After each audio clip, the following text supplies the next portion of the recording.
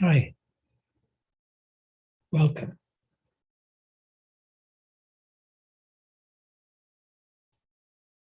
I forgot what I was going to talk about. No, I didn't.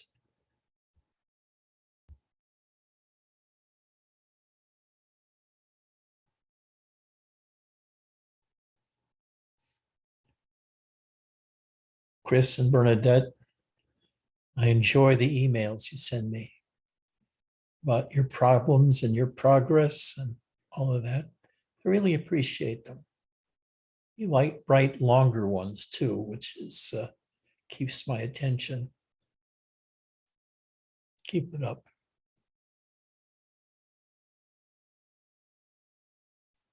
Michael and Vesselina, for 2 weeks in a row now, you've been hiding. Come out, wherever you are. And Russia has cut off gas to Vesselina's Bulgaria. So is it cold there now? No. Good.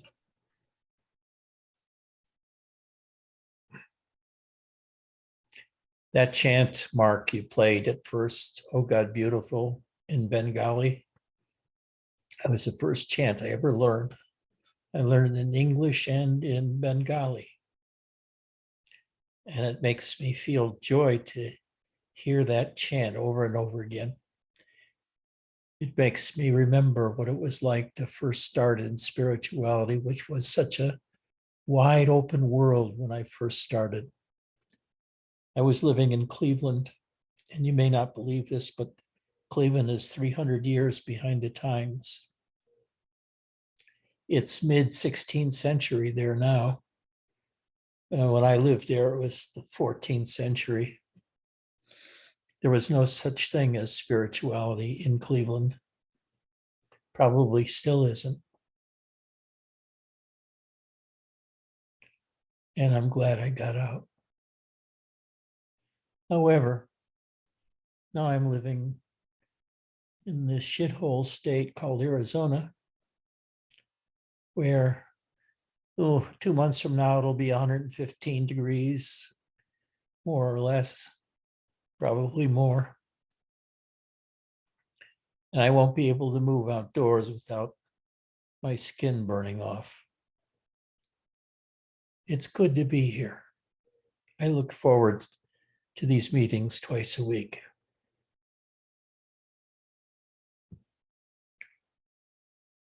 You know, when I started spirituality, it was a whole new world for me. Coming from 14th century Cleveland into a world where they talked about you are not alone, you are God, your consciousness itself. You don't exist. The world doesn't exist. It's an illusion. I wondered, what the hell are they talking about? In 14th century Cleveland, the world was real and dreary. I had no idea. I read, I started that chant when I was 14. I ordered the record from Self-Realization Fellowship with, what's his name? Chanting.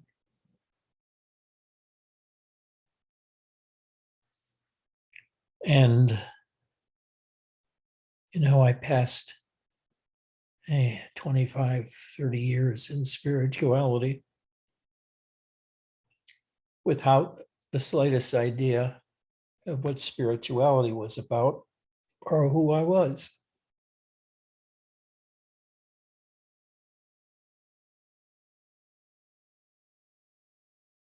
I finally began to realize what I was. Let me see.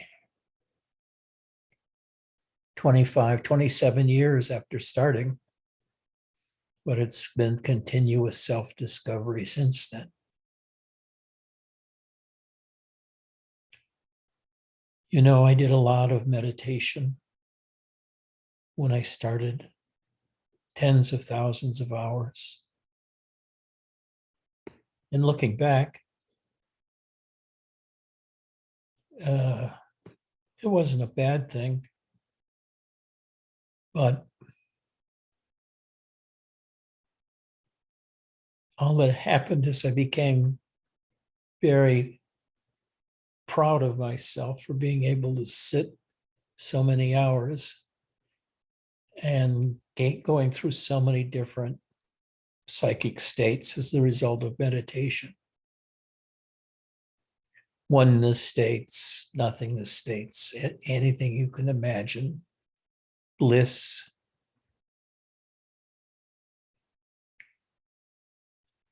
Feeling a great emptiness within and without. Watching consciousness come to me in the morning. Realizing that I was not consciousness, I was that which perceives consciousness. But what did that do for me? It just wrapped me up in special states of the mind. And what they meant.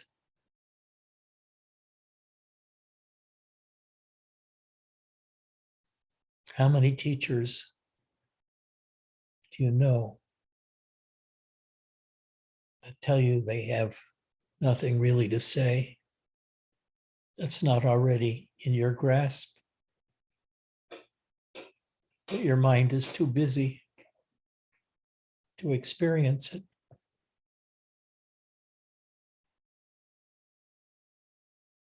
Spirituality teaches you how to become an old person fast,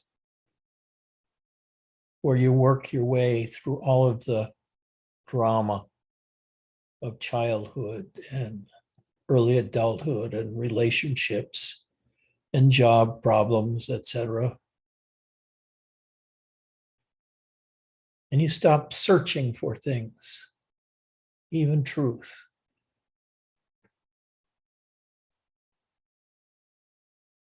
You realize that all of these are diversions from your primary state. The mind is not your friend.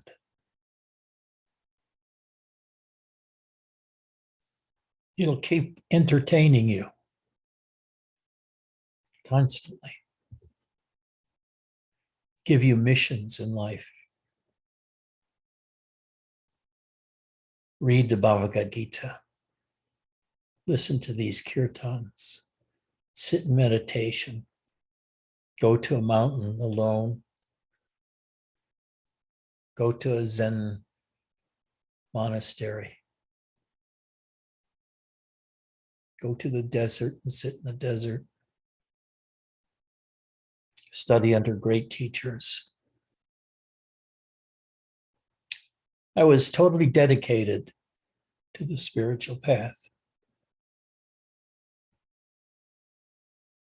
I did things very few people do in spirituality. I was driven to explore cathood, right?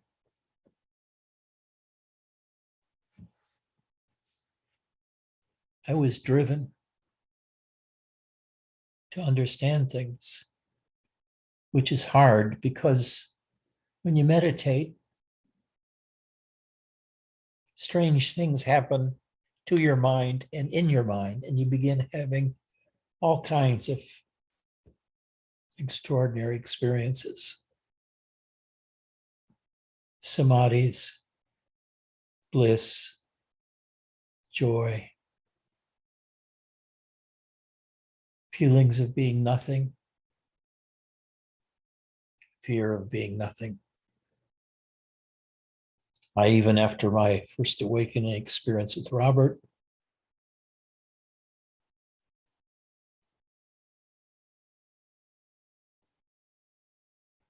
I got frightened because I couldn't feel my existence anymore.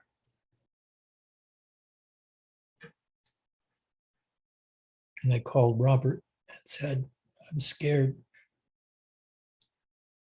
I don't exist. Meaning I didn't feel there was anybody home that was in control that could manage my life.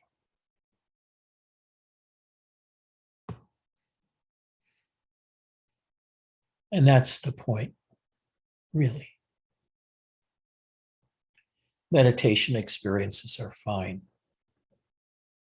Reading spiritual books are fine. But they tend to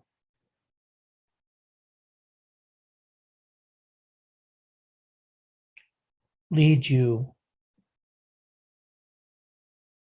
to practice ever more deeply meditation and spiritual practices. And you can blow through a good deal of one lifetime following spiritual practices. And for what end? This mystery called enlightenment, those big experiences that happen to you in spirituality.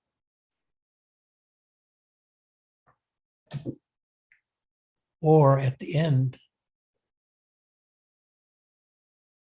does it just teach you to be able to find the deepest state in yourself? Ground state, the zero state. And to find endless peace by just resting there.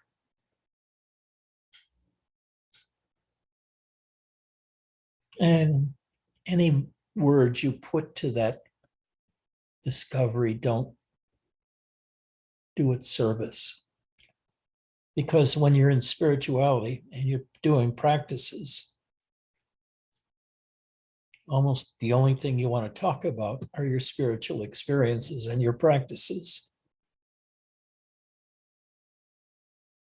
But even back then, after I got out of Mount Baldy Zen Center, after an enormous number of experiences, a couple of years later, I was asking myself, what has changed?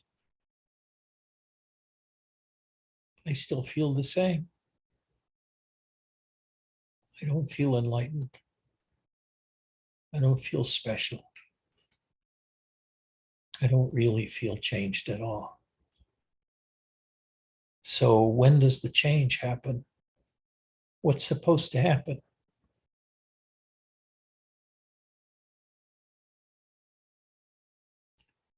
And I guess the only thing that really happens is you get to know all level of states that you're capable of experiencing. And to find the ground state, the zero state,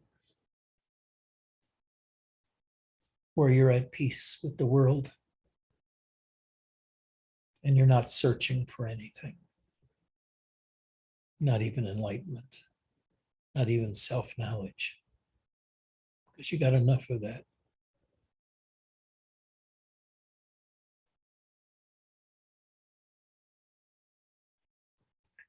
And what happens is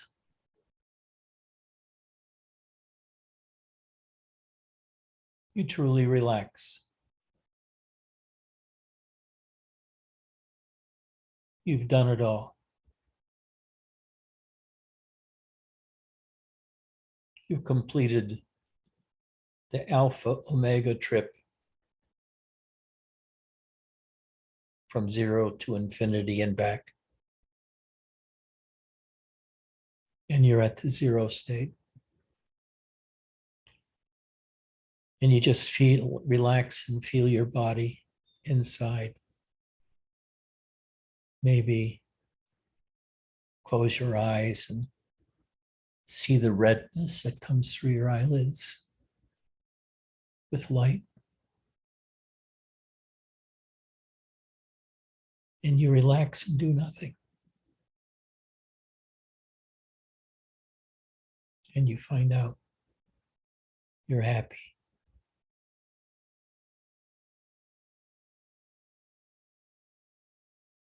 You could sit in that chair for a few hours without moving and be happy because you know your fundamental state.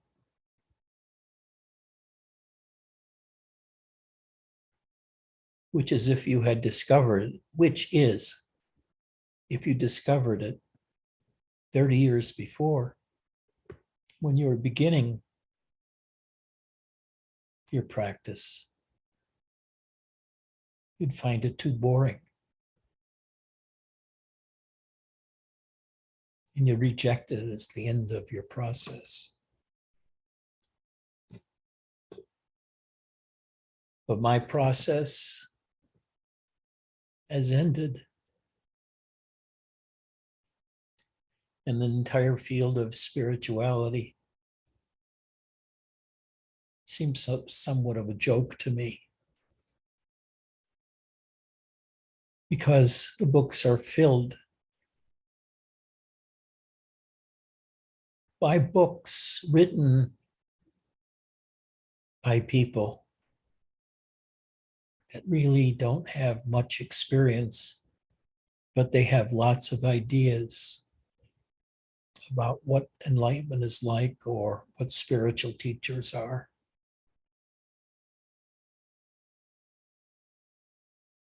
And some spiritual teachers deliberately withhold themselves from full disclosure,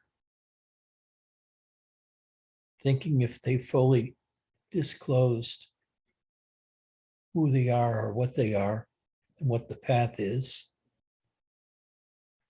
they would lose everybody. Everybody'd go away disappointed. But if you struggled 30 or 40 years trying to become conscious of yourself and who you are and what you are, and you've had a plethora of exotic psychic states, the final landing and coming to rest in nothingness is incredibly peaceful, incredibly happy, because you've reached a place of rest.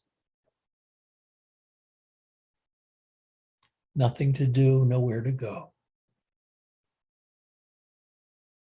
You're where you're supposed to be.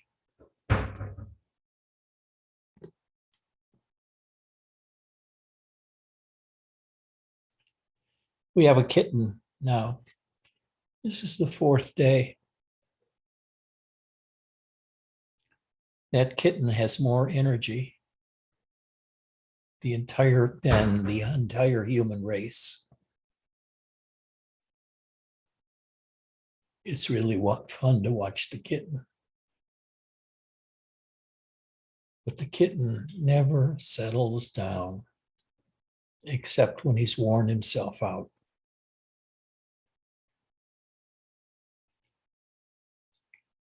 And it reminds me so much of me when I was entering spirituality and bouncing off in all different kinds of directions. The monastery here, a teacher there, a book here, a book there, here a book, there a book, everywhere a book. I was meditating so much. I had a job in a library at Case Western Reserve University.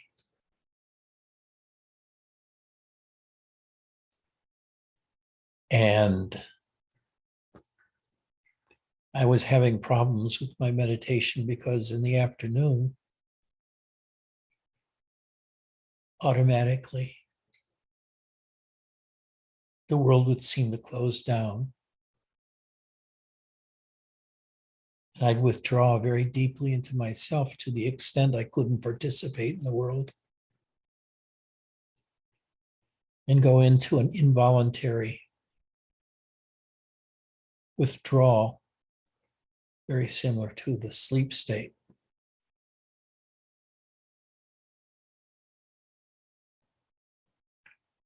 And I missed a lot going to work. I even sent somebody out to see if I was all right.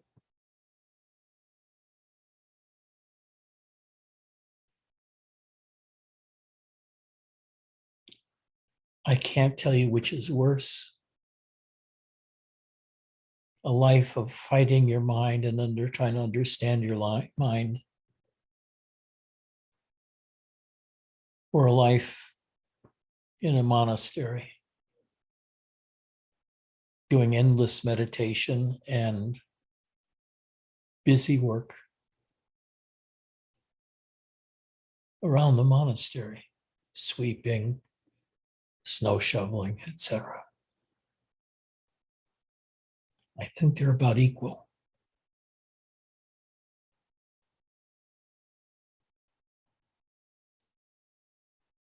What I got, though, after all is said and done, is a rest in my own self. And by that own self, I mean the feeling of being alive in my body and being aware not only of my body, but of my mind, my emotions, and all of the various sensations that come to me from the external environment. Now, meditators, when they rest in this state, have all kinds of what are called spiritual experiences because they don't identify themselves with their body anymore. Because the body is motionless. And when the body is absolutely motionless, it disappears.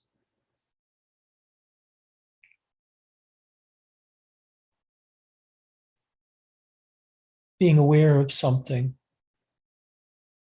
almost always requires that there be some change in the environment that brings you to an attention. If there's no change, the mind stops and all kinds of strange things can happen. But none of these things really tells you about the nature of reality, although almost all of spirituality is dedicated to giving you a different map about what reality is and isn't. You're not your body, you're this, you're not your body, that. And it all builds expectations in you for a different kind of reality altogether, rather than the reality that you left when you entered spirituality. But here I am, 55 years later. And what do I see? What do I feel? Well, what I don't feel is a restlessness to find more, to do more, to understand more. I find happiness in doing nothing and just resting in my own beingness. And what is that like, you may ask? Well, your own beingness is always available to you. If you pay no attention to the mind. I don't mean to forcibly stop yourself from thinking, but become aware of the thoughts that come into your mind during the day and the night.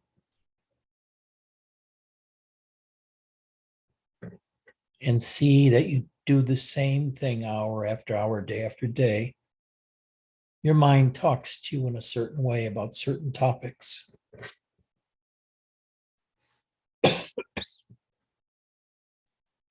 Whether you have an obsession about the weather, about meditation, about finding God, finding peace in the world, not an obsession with whatever. What happens when you don't have obsessions anymore?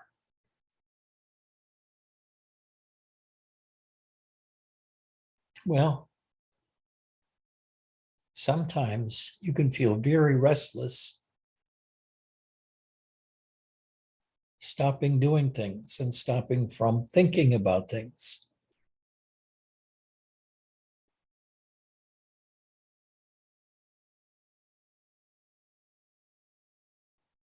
Then you spend time trying to find out what you want to do to satisfy your own inner restlessness.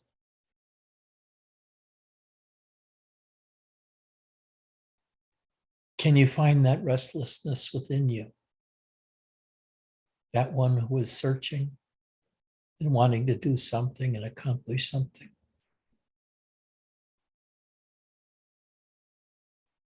That, in a sense, is your enemy.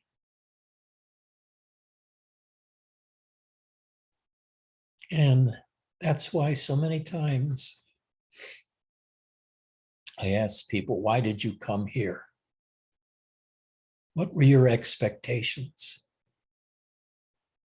What drove you to come here and listen to me and sit seeing those other people?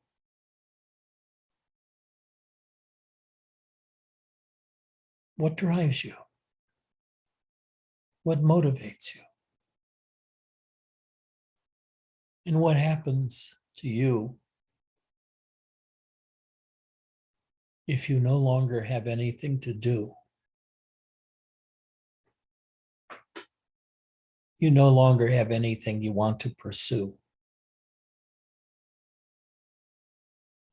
You've got all the money you need. It's like a rich person finally getting so rich, they don't think about it anymore. I think that rarely happens. But can you ever experience so many new psychological states that you feel you've had enough of them?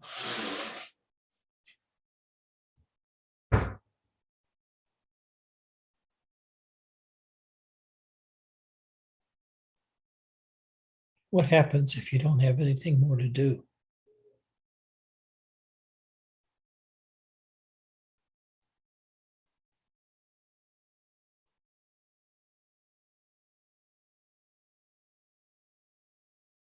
What happens if you no longer have anything to do? Do you feel lost?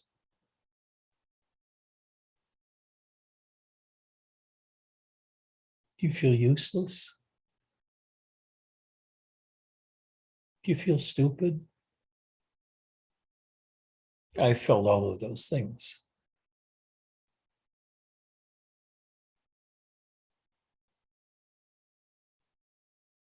You feel that there's something you should be doing with your life that you're not doing.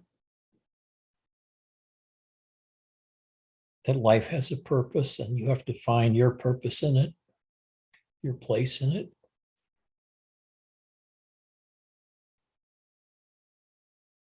Or have you reached a place where you can say,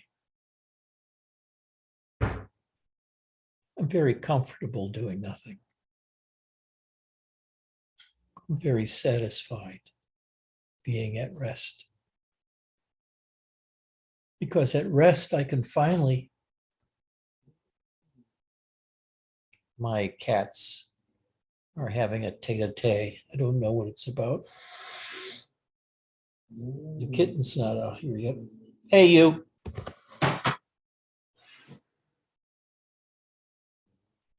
Sita. Eddie. Leave her alone.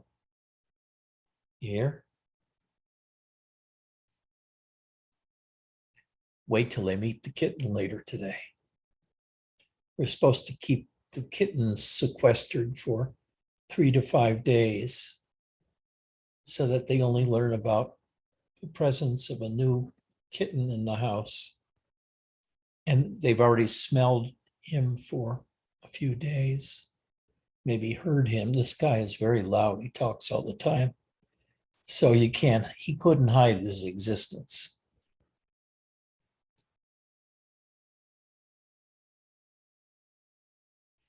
Radha seems to stare towards the back room, the back of the hall, waiting for somebody to walk out, a new creature.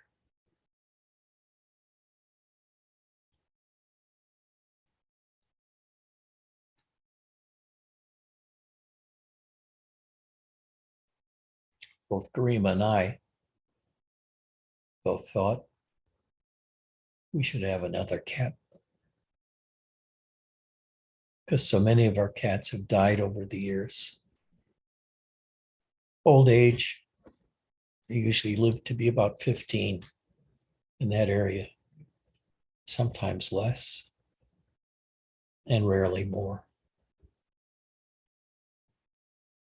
We had one cat that almost lived to age 22, Gracie.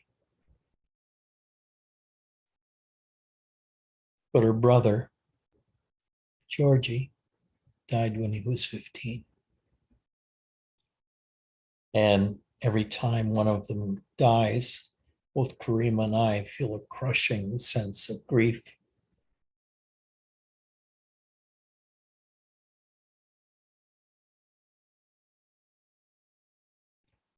And maybe some of you feel that when you've reached the end of the line and you have nothing more to do, you're forced to go out and look for something to do. And it's because of this that Nisargadatta said that spirituality was just another form of entertainment. It's something you do with your body and mind to pass the time in a way meaningful to you, which is the spiritual path. But at the end of it, after you've attained everything that meditation can give to you, everything that grace can give to you, states of oneness, states of nothingness, states of emptiness, and you can feel the emptiness pretty early in your spiritual career. It's like a spaciousness that pervades everything, even all internal sensations from your body and all the touching you do and all the hearing you do. Sita,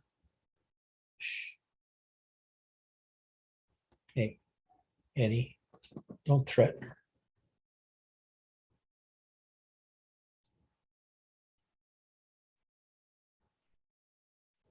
What is it like to finally rest? And what happens? What happens is you're slowed down and you're not looking out.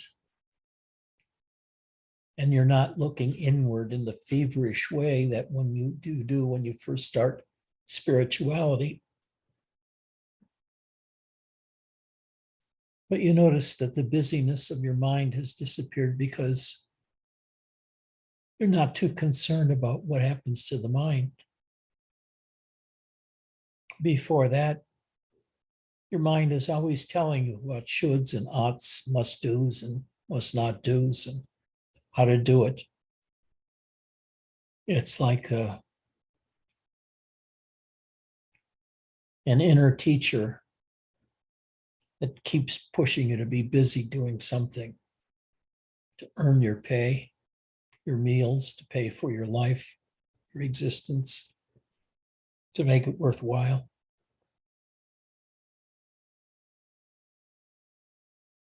But what if you don't do that anymore and you don't feel pushed to do anything? What you get is you're able to rest in your own beingness because you've found your zero state, your basic state, your basic state of being alive and aware. And you just rest in your own awareness and everything that arises in your awareness. And you feel complete and happy because you've arrived. And where have you arrived? You've arrived at a place you would have rejected when you first started spirituality, because it's a place not exciting. It's a place of rest.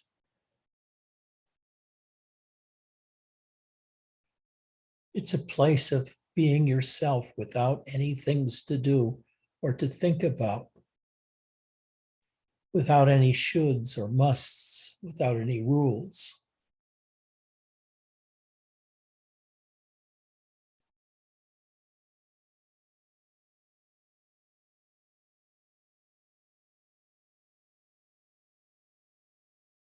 It's a place of peace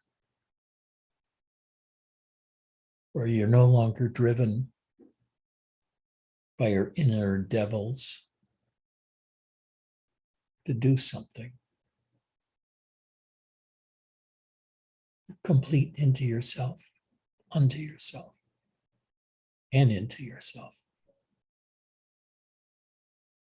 At rest with yourself.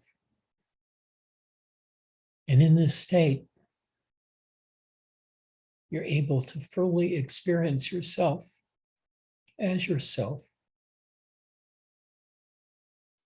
without all the chores and drama and goals implanted by thinking. You don't have to think anymore. You can just experience things. In a sense, you can become like a visitor to a new world. And as a visitor, everything is taken care of for you by the innkeeper.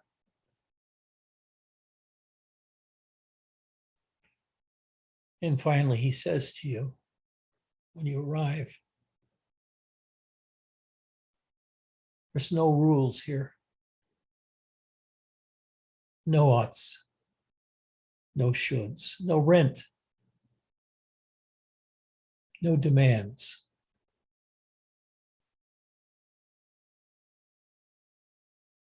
Sure, you can do meditation here. Sure.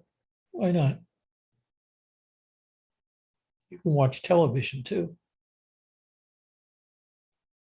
You could watch the television about the war in Ukraine.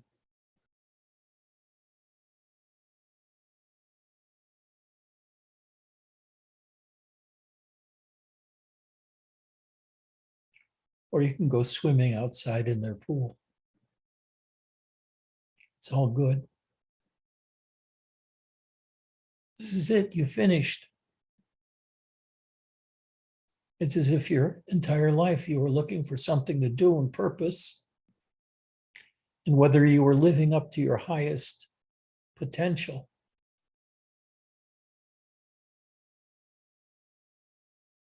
But at the end, you realize that rest and happiness and even bliss comes from no longer having any mission, any commitment, any forced movement from within or without.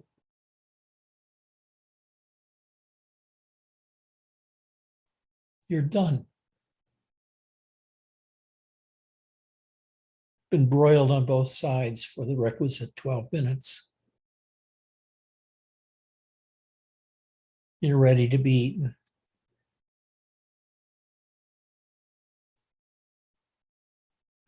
And the life force in you, it is so strange. Becomes so powerful because you're aware of it. And you can feel the life within you. You can immerse yourself in the life within you as the sensation of the totality of being alive with that energy source within the gut and the heart and all the visual phenomena as well as hearing phenomena, feeling phenomena, smelling phenomena. And all of these things you can just watch in peace and rest.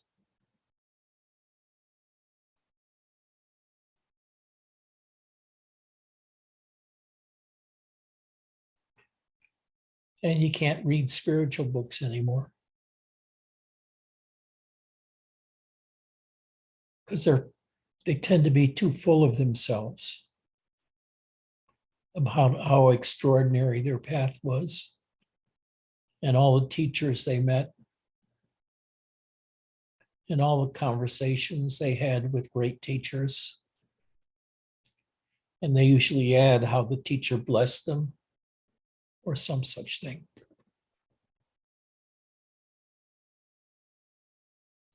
Robert used to complain about one guy that had been with Ramana, Lakshman, because Lakshman said he was a successor to Ramana.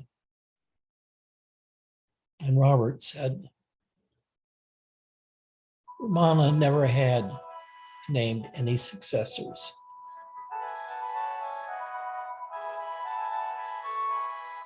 I'm going to stop that.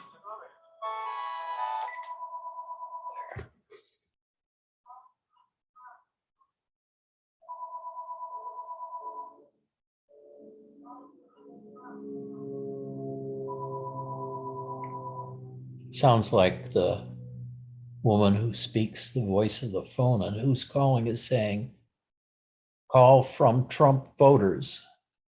I'm sure that wasn't what the call was about from Trump voters, but it sounded ironic given my really deep aversion to Trump.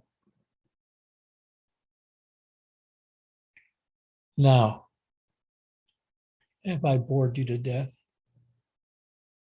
Or do you have some interesting questions or challenges for me? Richard, you're new. Do you want to throw out a question at me to see if you can stump me?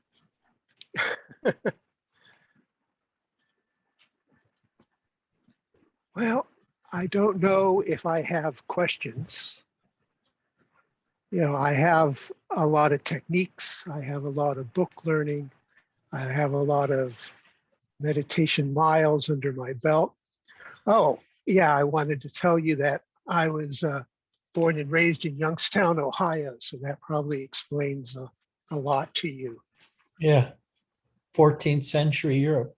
Yeah.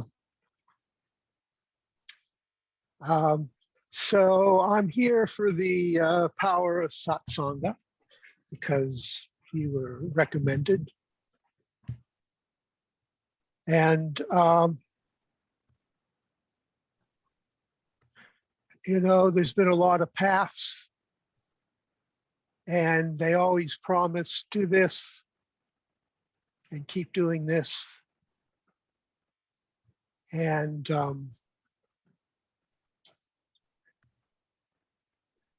I just kind of feel at my age, I ought to be experiencing equanimity. As you were talking about, kind of enjoyably watching everything pass and enjoy it. But there's just a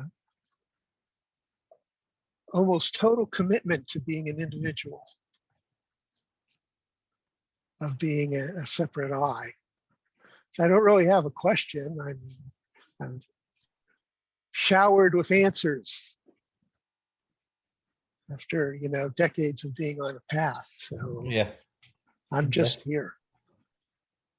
I do know what you're talking about.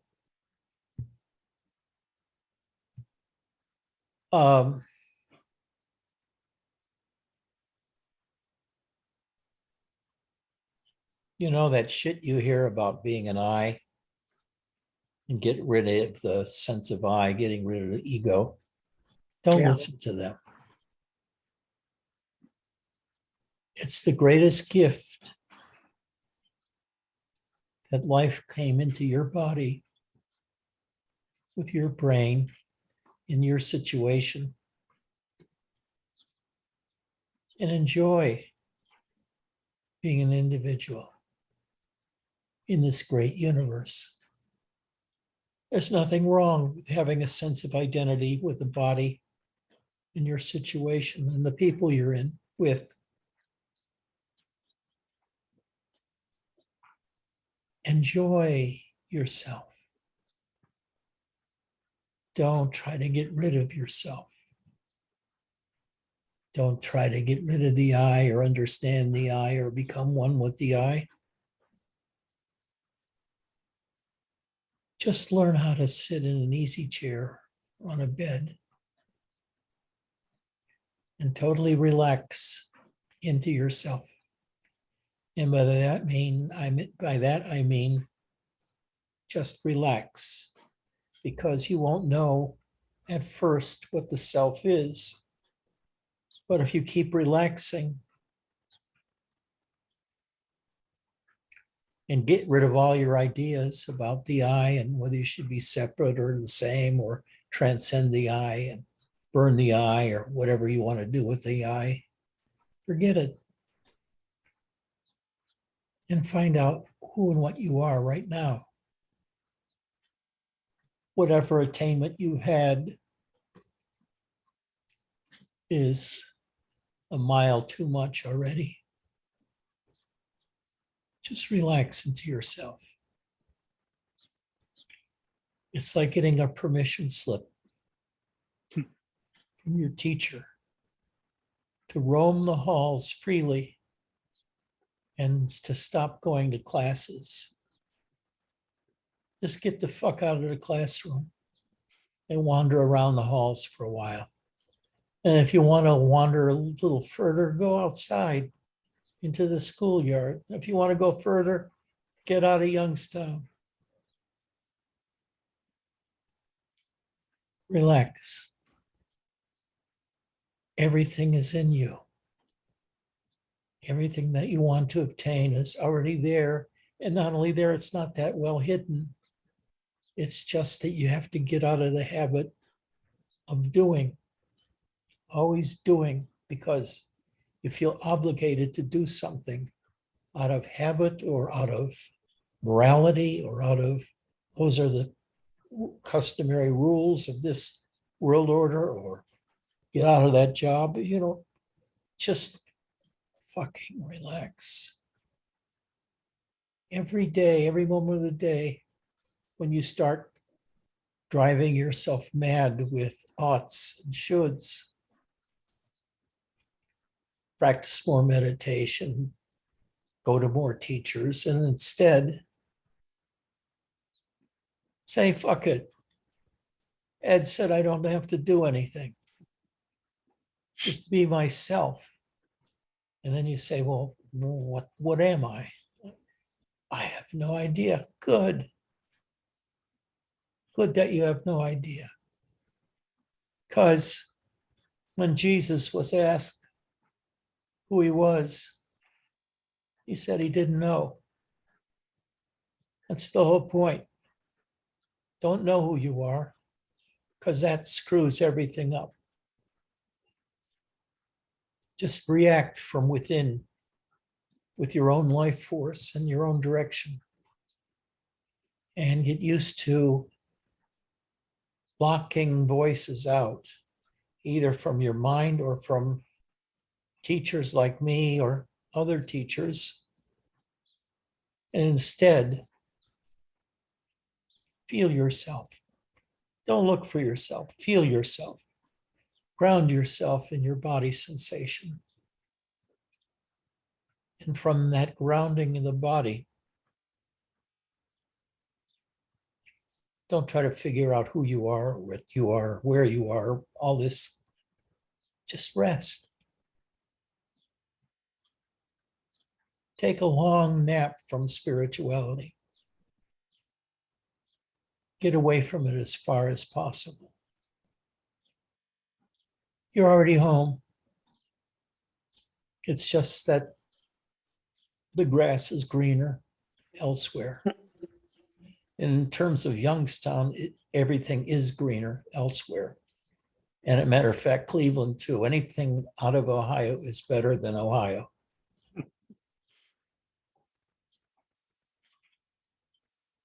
Does that help? Does that convince you to give it all up? No, but I will dwell on it. I got out of Youngstown about 60 years ago. So where are you now? Boston. Oh, great. It's a civilized area. Yes. It's in the 19th century.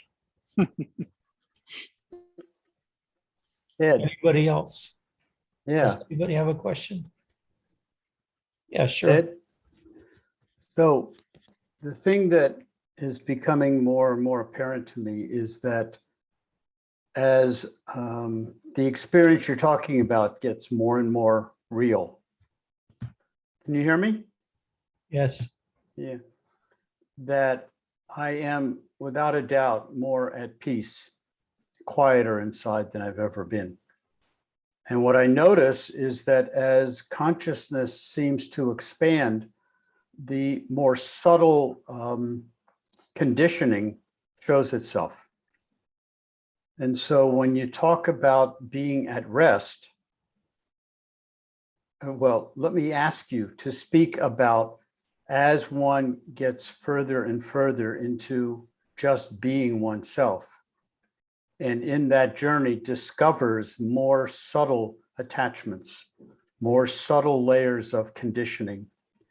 And even though it's a matter of, yes, I see that, and retreat to the place of simply being the awareness of it, they keep coming back. And at this age, there's still a lot around. So anything you might want to say to that, I'd appreciate.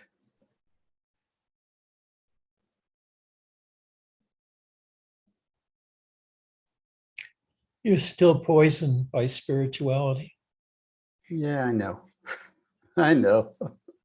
And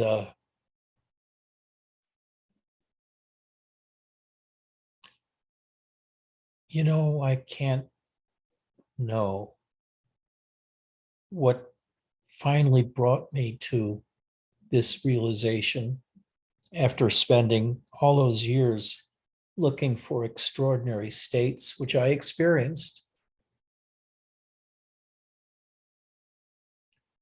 But looking back, I feel like, shit,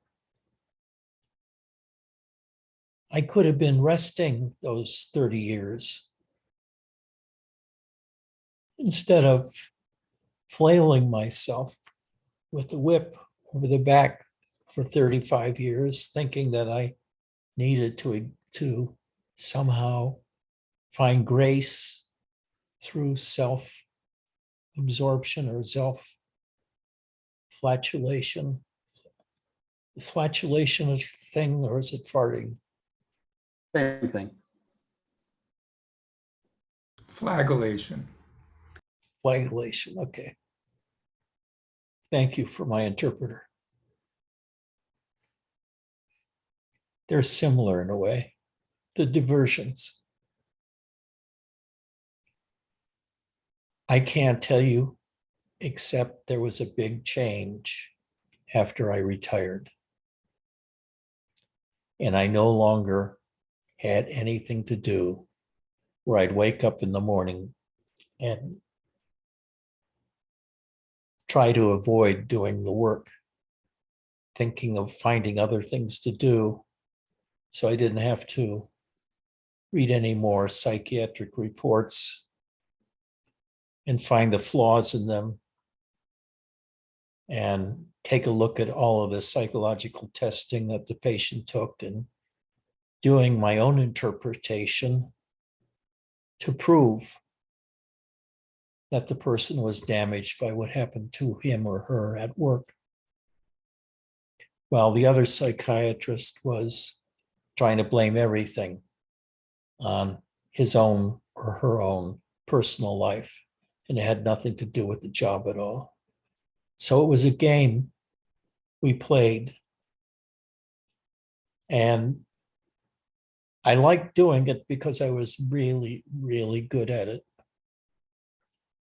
But at the same time, I noticed that when I was at work, I became so tense because my mind was so focused on finding a solution to the problem of that report written by the employer's psychiatrist, that I couldn't relax really. But after stopping doing that and feeling lost for a while with nothing to do and no structure, after a while, I realized I was so much happier because I didn't have that mental and accompanying body stress associated with concentrated work. Another thing, for the last 30 years or so, I've suffered with something that is close to being fibromyalgia. And when I was a kid, up to the time I was 30, I was an avid weightlifter. And I had big muscles. And there was a lot of tension in moving weights. You could feel the tension, or I could feel the tension in my body all the time. And after a life of weightlifting, all my muscles were tense. They were big, large, and I could do a lot of weights and so forth. But every muscle in my body was tense from overwork. And my body would react to it by freezing up. I would feel such incredible pain all over my body from muscle tension. So that really forced me to slow down from physical activity. So a lot of the answer to the question that you just posed was externally imposed on me. by having all that muscle tension from doing so much and being so physical. And then I learned that, the job does the same thing. It's involvement in the world. So something just became apparent to me as I was listening to you. As I told you in our talk last week, I'm going to finally, after 54 years, give up being a practicing physician. And I'll be completely done by September. And because I've always been somebody who's never followed the rules very well, I always felt as if I was not a real doctor because I didn't play the way the other doctors played. And for the past 20 years, I've discovered that exactly the opposite, which is I'm actually quite exceptional at what I do and know it. It's not a question anymore for me. And so to give that up now, which is absolutely timing, is to give up finally having, I suppose the best way to leave is when you feel like you're on the top of something rather than on the bottom. But I'm also aware that I'm not willing to say I'm retiring because the mind wants to say, I'm just not doing this anymore, but I'm not done working. And I hadn't realized the connection between all of that until just now. So I'll let you know what happens a year from now after I've had a chance to discover some of what you're talking about. Does what I've said, does that make sense to you? Absolutely. Yeah. I never got into weightlifting, but I did gymnastics and I did yoga and all the, my version of the same thing. There was always something to do. Absolutely. And when you talk about being poisoned by spirituality, that's what I mean when I first started talking was the subtlety of the conditioning. And that's the one that is most apparent to me now. And so it keeps raising its head. I think one of the reasons I love coming here is to be with all of you and to hear you tell me to shut the fuck up and to stop trying to be anything. And so your message is sinking in, and we'll see what unfolds. Yes. The other thing that occurs to me is that since consciousness is always arising, I mean, it's infinite. How does one rest when something is always arising? And the answer that comes to me as I ask the question is, if there's no identification with that which is arising, but be resting in that spacious awareness, then whatever arises simply is what arises. Am I missing a point here? No, I would put it more pithily, though. Pithily? Pithily. That's Yeah. not pissily. It's pithily. Yeah. With more pith. Got it. Is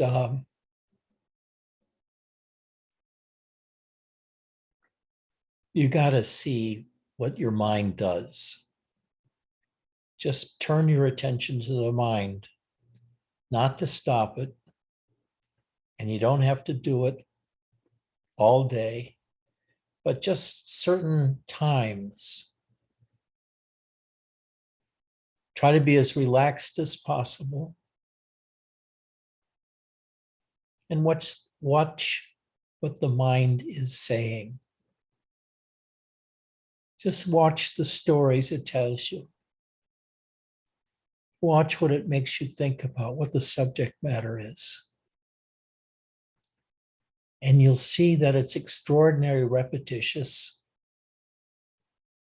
It involves some unsolved shit in your life.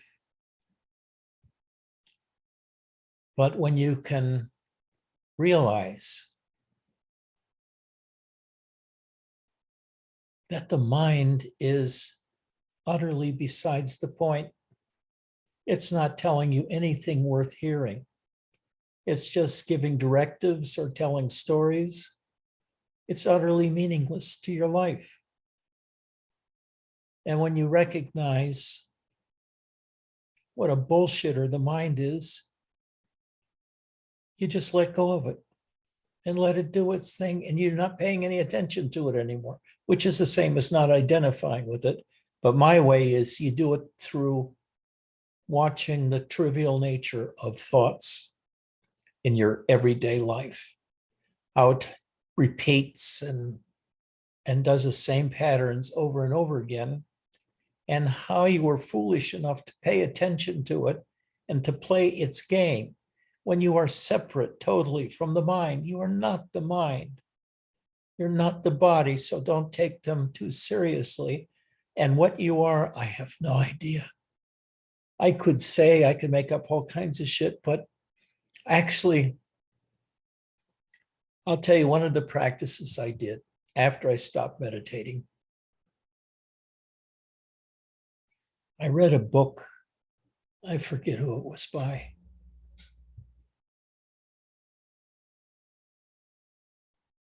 I don't know why I did it, but anyway.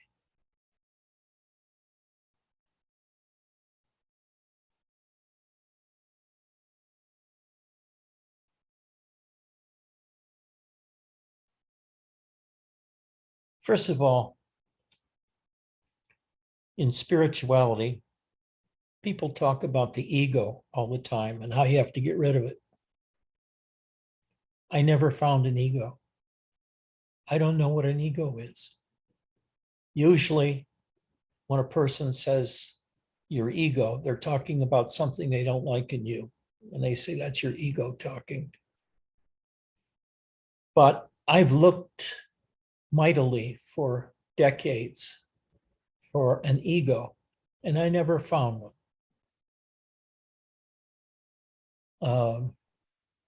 I am not my mind. My mind is totally separate. It's in the background, some behind my head. It's no longer up here, my eyes, front and center. It's in the background, and it talks. But I don't pay any attention to it, except if I don't have anything to do, I might pay attention to it. But I'm separate from the mind, and I've learned that by watching the mind and seeing how utterly trivial it is. And how do I allow myself to engage in such trivialities day after day, week after week, and year after year? I've been fooled by that fucking mind into thinking it's the only thing in life is to have a mind. And like Robert said, why mind is a wonderful thing to lose. Does that help in any way? Yes. Yes. I do know what you mean about the repetitive, trivial nature of the mind. And I also know how it gets caught up by the job and the tasks of the work. So I'm looking forward to discovering what will unfold when that isn't here for the mind to grab a hold of and for me to get lost in. Okay. Another thing you could do is to sit and deliberately not pay attention to the mind and pay attention to everything else to get a taste of what it's like to have no mind. Yeah, I can do that when I read like science fiction or fantasy or some books or other that will grab me for an hour. Yeah, I could do that. Actually, kind of look forward to being able to do that again. What kind of science fiction did you like? Oh, as you can imagine, for one who was poisoned by spirituality, science fiction that has kind of a metaphysical bent to it. I know. What else? Yeah. That's all I did when I was a kid, up until I was in my 30s. I read science fiction. Yeah. Now I don't read anymore. I don't know how to read. It's like it's a lost art. I start reading and reading, and I realize nothing is coming through. So why am I still doing this? It's gone. That obsession with understanding and knowing and experiencing. Give you another glimpse of the poisoning of the spiritual mind, if you will.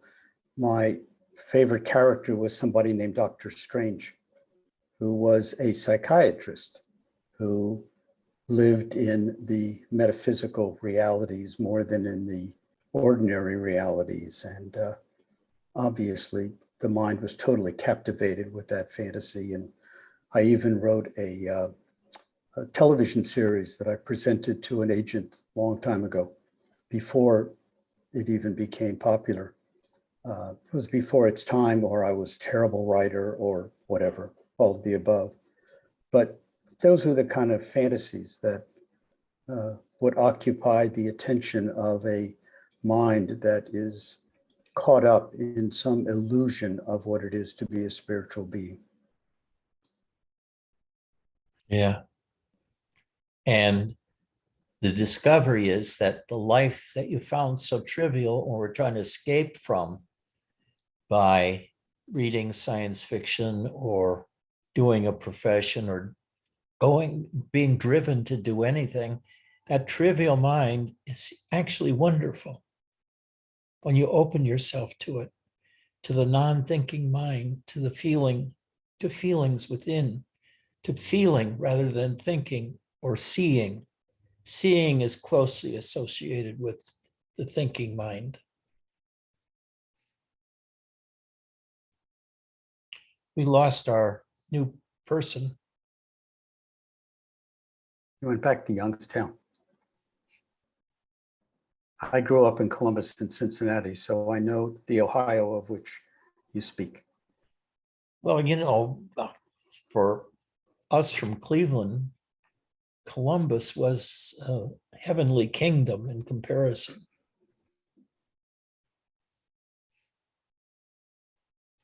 I used to enjoy riding down to Columbus and seeing the university and the university town, and it was like,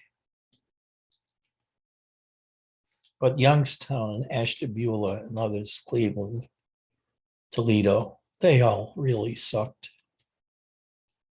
I mean, I really could never accept the world that was. It was such a breath of air to go to California, where everything was different.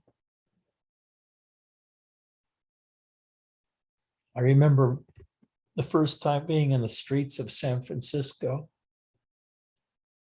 and seeing a bright yellow dump truck, not a dump truck, one of those cement trucks that mixes cement. And on the sides, it said, if you have a hole, we can fill it. Now, I never would have seen anything like that in Cleveland.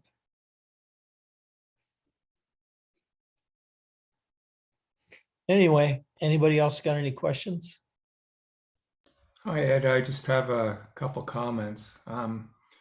You talk a lot about going to Baldi and experiencing all these range of meditative states. Then you come home and realize, how come I'm the same situation? How come I've contracted back to Ed? Where is that great state now? How come it's only when I go do it, temporarily? But it seems to me that the key is not just being able to go to these deep states temporarily. The key is to find out that which prevents, that which causes you to contract back to Ed. Keeps contracting back to Ed after these wonderful experiences. What is that process?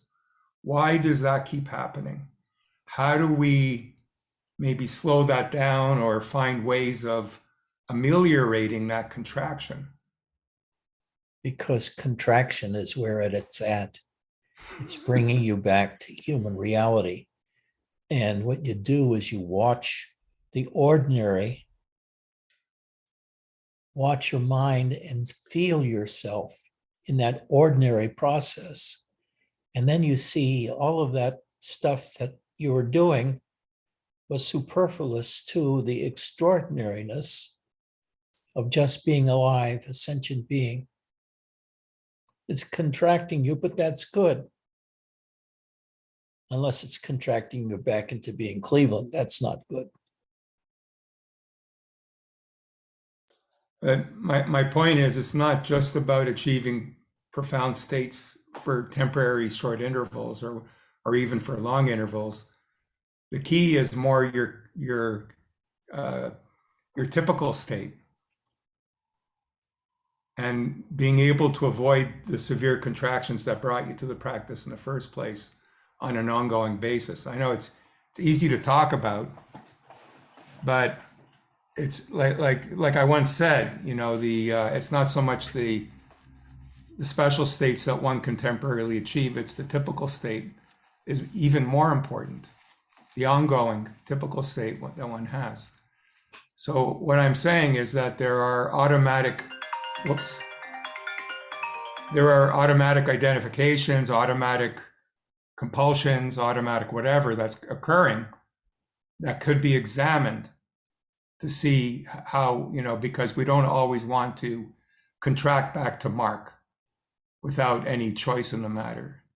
We want to be able to, if we choose to, not go there. And through trial and error, hopefully one can eventually figure out how to go to deeper states on an ongoing basis and not be tricked by these hooks from the past, from conditioning, from whatever. That's all I'm No, saying. no. Go to the contraction. What are you running from? What are you running? I'm not running from anything. I'm just saying. Yes, I you used are. I used to go. No, well, maybe it's semantics is what we're at cross purposes here Go with. back to Mark and find out what Mark is all about, rather than the extraordinary states which are temporary and don't leave you anything really, except memories. Accept the ordinariness of your life, the contractedness, and find out what's really there. It may be a mechanism that's trying to show you your roots, what Mark is like at the base. So it's good that it contracts and takes that bliss away long enough for you to feel your body and the life force within, rather than the experiences of oneness with everything or all the other kinds of experiences you can have, rapture, bliss, and find out that, geez, my life as an ordinary fuck is quite pleasant and really deep.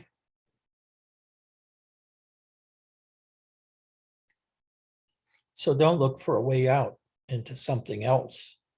Look for a way back in and just being yourself. And I can understand why you're trying to run from yourself, Mark, because I would run from you. No, I'm just kidding.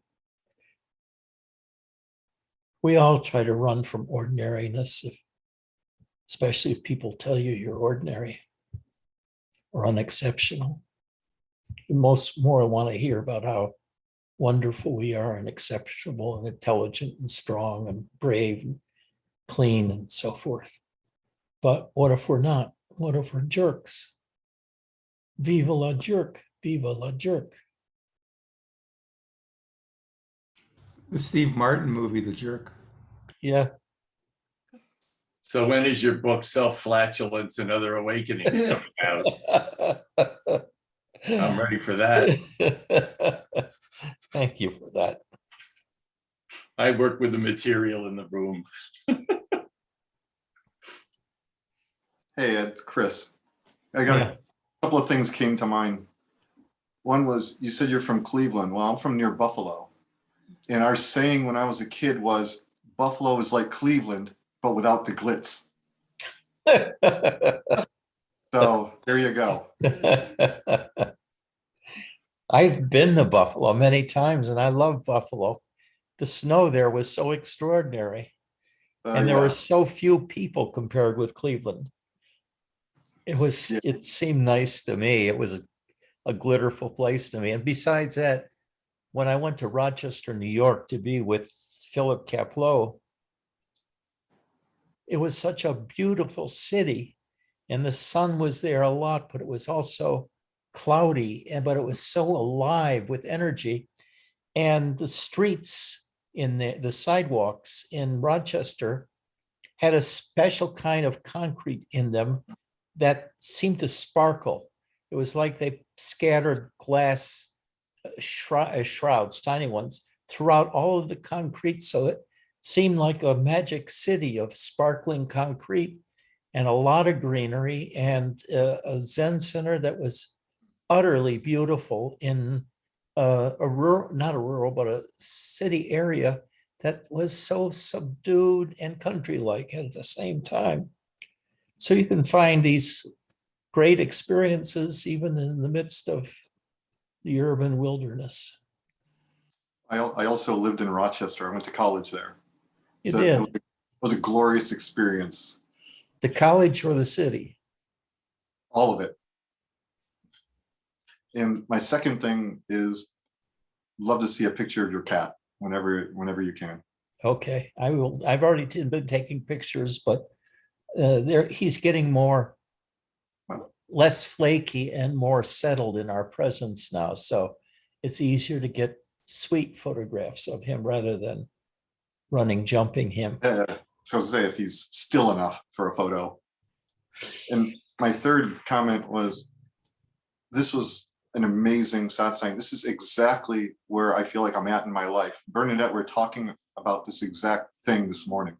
I mean, it's amazing how you just said exactly what we were talking about and what I feel like I needed to hear. And Frank, you're talking about you're looking forward to what you're going to find in your retirement. Well, I'm retired, and be careful what you wish for. Oh my goodness, am I finding shit? I'm finding all sorts of things that I've been bearing for years.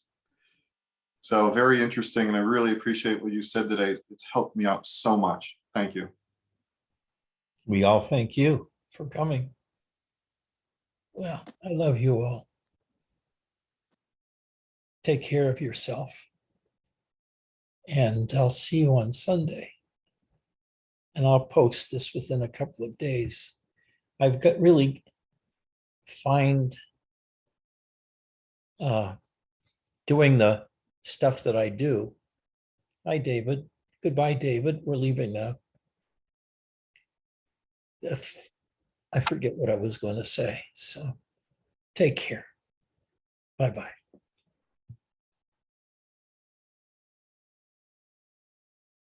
We'll leave it to Brenda. Bye-bye.